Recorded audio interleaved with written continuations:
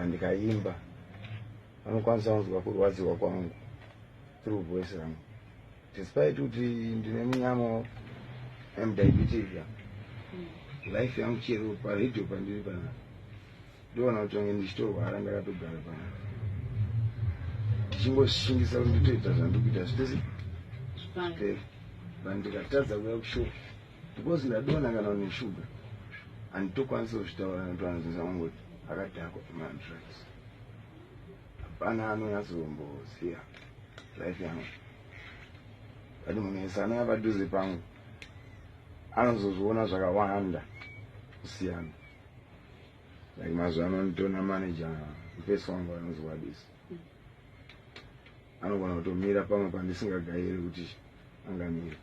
Ndakatomboshaye jekiseni ndiri kuKenya paairport, yazotadzika mundege ichiima bag apa kureka hatina chatinoziva kana uri wega manje. Zvinhu zvine zvakaita zvakatooma, but dzimwe nguva ndaitira kuti ndite navamwe ndofaya manage ndindendirirwo kuvanhu, but pamwe muneiya vanhu asitomboziva kuti ndapotsa ndafa anonoka kuuya nechakati nemari yangu yakati.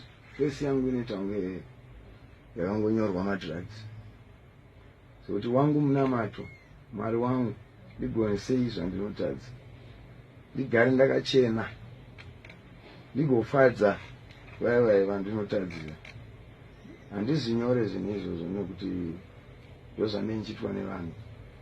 Vamwe vanoti ndichavigwa negonzo, bereko yaramba, but ndinotozozviramba. Zvandataura pese zvese izvi masongo andatokudza ari paalbum iroro. So sometimes I try to sing reality because and I the push and sing. And I the double story and sing.